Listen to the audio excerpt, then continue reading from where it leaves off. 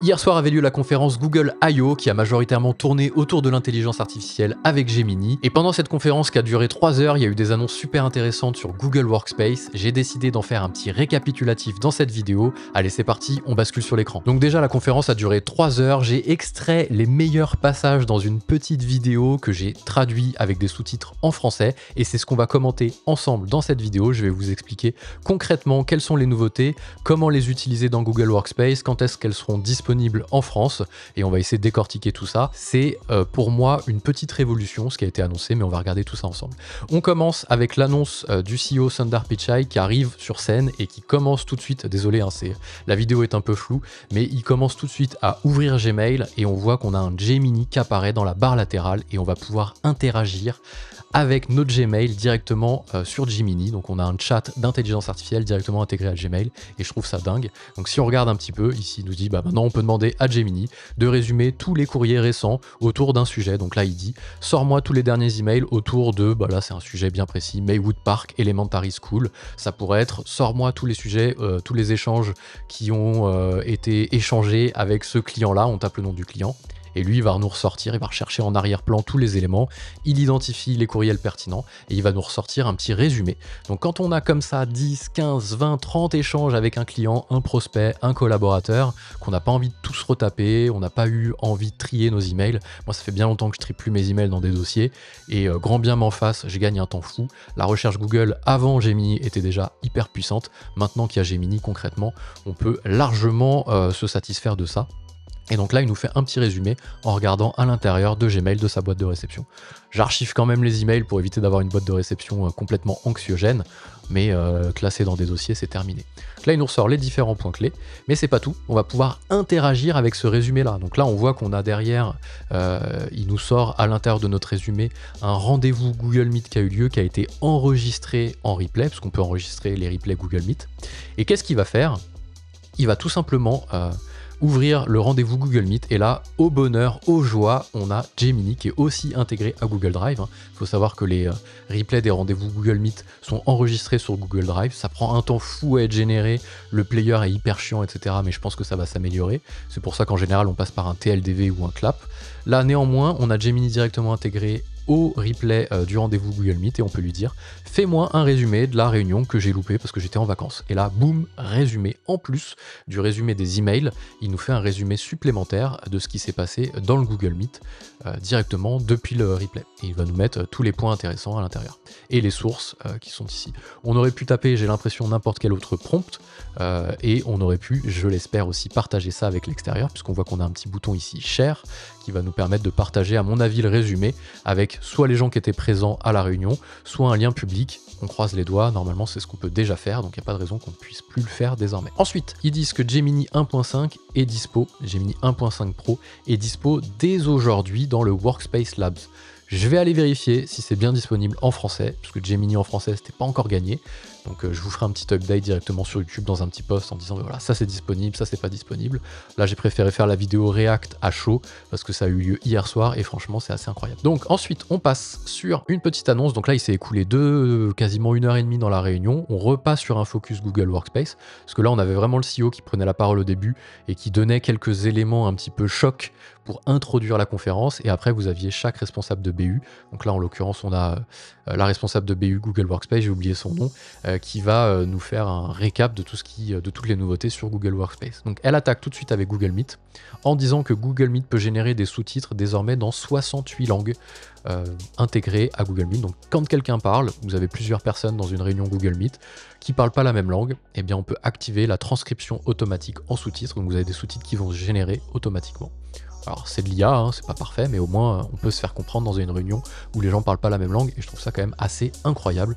Ça casse les barrières. Les gens peuvent discuter dans leur langue d'origine et avoir des échanges chacun dans leur langue d'origine pour choisir les bons mots, choisir les bons termes quand on n'est pas à l'aise avec toutes les langues, et ça c'est quand même cool. Donc voilà, c'était la petite annonce comme ça, paf. C'est presque l'annonce la moins impactante je trouve, tellement il y a eu du lourd. Ensuite on passe sur Gmail pour mobile. Donc là on voit qu'on a l'incrustation d'un téléphone directement avec Gmail, et là on va avoir des choses hyper intéressantes, un peu la même chose que ce qu'on avait finalement dans le Gmail classique, hein. On va avoir, je vais éviter de taper sur mon clavier pour vous saouler, Voilà, donc là on a un email où en fait ils ont pris un cas d'usage où ils avaient besoin de réparer leur toit. C'est bizarre qu'ils prennent des cas d'usage de la vie privée dans Google Workspace. Moi j'aurais plutôt pris des cas d'exemple du monde professionnel. Néanmoins, ça illustre bien tout ce qu'on va pouvoir faire, je trouve. Et donc là, elle était en voyage et elle dit elle n'a pas eu le temps de se tenir informée des derniers emails. Elle a lâché la balle, elle a lâché l'affaire en fait en français. Là, la traduction n'est pas parfaite. Et dans son email, dans l'échange, on voit qu'il y a eu 13 emails échangés. Si je reviens un tout petit peu en arrière, hop. On voit que sur ce fil d'email, il y a 13 emails. Bon, j'ai cliqué pause au même endroit qu'avant, c'est pas beaucoup mieux. Et là, elle va pouvoir faire un summarize 10 emails. Donc, elle va pouvoir faire un résumé des 13 emails qui ont été échangés. Ça lui évite de se retaper toute la lecture. Et ça, c'est quand même incroyable parce que il y a beaucoup d'informations qui sont échangées. Et en général, on se perdait un peu dans les informations. L'information était présente, mais on mettait 10, 20, 30 minutes à tout relire, à faire le tri des choses utiles, des gens qui répondaient OK à un email, voilà, sans apporter plus de valeur que ça. Désormais, on va pouvoir continuer à le faire, c'est pas très grave. Et l'intelligence artificielle va faire le tri. Et voilà, summarize 10 emails, et puis vous allez avoir un résumé qui va être généré de cet échange-là, et elle va pouvoir interagir aussi. Donc là, il y a un truc intéressant, c'est qu'on a un petit bouton source aussi, qui est ici, qui va nous permettre d'ouvrir et de savoir précisément d'où vient l'information. Donc en cliquant dessus, ça va ouvrir, j'imagine, j'ai pas pu le tester, le passage en question qui correspond au passage grâce auquel ils ont réussi à faire ce résumé-là. Et là, c'est pas terminé. Il y a une petite superposition et elle va pouvoir interagir en tapant un prompt. Ici, on voit qu'elle a un petit champ de texte directement dans Gmail mobile et elle va pouvoir dire super, fais-moi un comparatif des prix, parce que là, on répète le cas d'usage. Hein. Il y a eu des échanges de mails pour réparer leur toit et à l'intérieur, il y a eu différents prix qui ont été échangés. Et bien, elle va pouvoir directement demander un petit récapitulatif des prix. Et non seulement il va faire un récapitulatif des prix en allant regarder à l'intérieur de tous les messages qui ont été échangés, mais en plus de ça, vous allez voir, je vous fais pas de teasing, donc là on va déjà se concentrer sur le résumé qu'il va faire. Voilà, il réfléchit, il regarde un petit peu dans tous les échanges, hop, 3-4 bullet points, boum. Un premier prix à 1150 $, c'est le toit vert, qui est disponible dès ce jeudi. Un premier prix à 1500 $, premier choix, c'est bizarre ça, premier choix roofing, first choice. Non, le premier choix qu'ils avaient fait, je pense, sur lequel ils s'étaient arrêtés, qui est à 1500 $, mais qui est disponible qu'en juin. Et Nicolas Roofing, qui est le premier prix, qui lui est disponible en juillet. Donc il est moins cher, mais il est disponible plus tard. Voilà, donc ça c'est cool. Pareil avec les sources ici, qui va vous permettre d'afficher exactement d'où l'information provient. Il y a des pièces jointes, il regarde à l'intérieur des pièces jointes, etc. Et là, c'est pas terminé. Donc elle va pouvoir automatiquement, avec le contexte de l'échange, générer des réponses intelligentes. Alors, je vais bouger un petit peu le player, comme ça vous le verrez.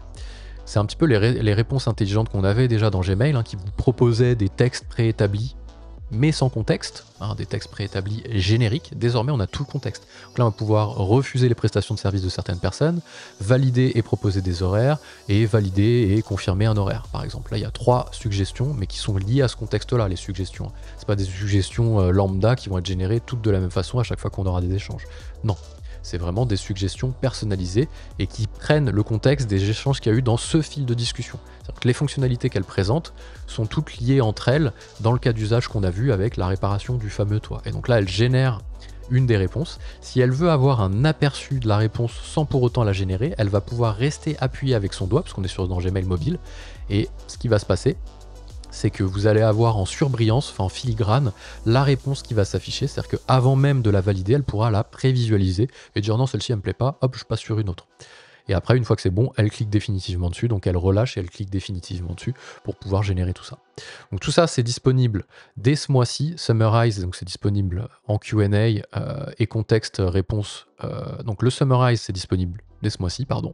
Et les réponses contextuelles et questions-réponses en juillet. Voilà. Donc ça, c'est la force de Google, c'est qu'ils font des prêts et c'est pas disponible tout de suite, donc on peut pas jouer avec, on est un peu déçu. Donc, il bascule dans la boîte de réception. Pof, ok. On ouvre un email, on a la barre qui s'ouvre, Gemini à droite, pas de problème.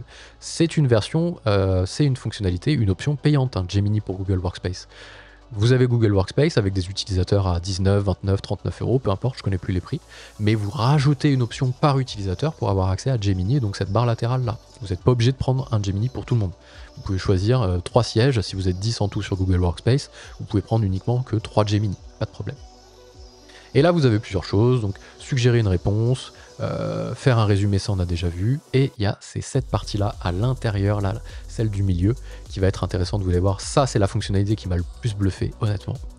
Parce que là, le cas d'usage, c'était quoi? La personne, Rashmi, est une photographe indépendante, ou qu'elle est en freelance, on imagine. Elle reçoit des factures de ses fournisseurs et elle doit donner à son comptable ses notes de frais, ses dépenses pour que son comptable puisse faire derrière, puisse comptabiliser les choses. Enfin, c'est obligatoire de tenir ses notes de frais, quoi. Et il y en a eu plein partout, des idées, des factures dans tous les sens. Vous cliquez sur Help me organize and track, et là, ce qu'il va vous faire, c'est tout simplement de la magie. C'est qu'il va vous... Je vais le laisser faire, comme ça vous allez avoir l'apparition en direct dans la vidéo. Pam, deux choses. Il va vous classer toutes les pièces jointes des reçus dans un dossier Google Drive qui va appeler reçu 2024. Voilà. Déjà là, ça pose le décor, on est tranquille. Voilà, on se pose là, il y a ça, c'est pas fini. On pourrait déjà se dire, attends, ok, incroyable, j'ai pas besoin moi d'aller chercher les reçus, etc. Il les classe lui-même, c'est pas fini. Il va vous faire directement un fichier. Donc ça c'est la première étape, un drive, etc. Il met les reçus à l'intérieur, les 37 reçus il les met à l'intérieur, ça je l'ai dit, c'est incroyable. Ça a du sens, c'est parfait. Étape 2, il extrait une base de données de tous ces reçus-là, donc il va regarder à l'intérieur des PDF et il va vous faire un tableau récapitulatif de dépenses directement dans Google Sheet depuis Gmail. Et là vous allez voir que le Google Sheet est tout simplement incroyable, il va s'appuyer sur la fonctionnalité table. Voilà. Ça, c'est une fonctionnalité que je n'ai pas encore abordée sur la chaîne. Donc, depuis Google Sheet, vous avez la fonctionnalité table. C'est un peu l'équivalent d'un Airtable ou d'un Notion. On n'a plus affaire à des colonnes, on a affaire à une base de données. Là, c'est pas la colonne A, c'est la colonne date. C'est pas la colonne B, c'est la colonne montant. C'est pas la colonne C, c'est la colonne fournisseur, vendeur. Et à chaque fois, etc., etc. Vous voyez d'ailleurs, c'est un petit peu différent, c'est la table des reçus. Ici, vous avez une vraie table à l'intérieur, avec des tables de... A priori, j'ai pas encore pu le tester malheureusement, mais des liaisons de tables entre elles. C'est-à-dire que si vous avez la table des reçus et la table des vendeurs ici, vous pouvez très bien avoir une table des vendeurs et faire la liaison entre les deux. Voilà. Ça devient quand même assez incroyable. On peut faire des formules, on peut créer des formules, et on peut surtout, vous allez voir, interagir avec ce tableau-là et lui poser des questions. Là, la question qu'elle va poser, elle est simple, c'est qu'à l'intérieur de ce fichier, dis-moi, on va le voir, je vais vous le laisser apparaître à l'écran, dis-moi sur quel poste de dépense, enfin organise-moi, mets-moi en évidence les postes de dépense en pourcentage, comment est dépensé l'argent, puisqu'on le rappelle, hein, ça a été agrégé tous les reçus qu'elle a eu sur 2024 par exemple. Et là, boum, un petit récapitulatif ici. En voyage, ça représente 33% pour 1019 $, en location 27%, en équipement 21% pour 646 $, en frais de réception, donc en repas 9%, 223 €, en abonnement, etc. Vous avez compris le principe.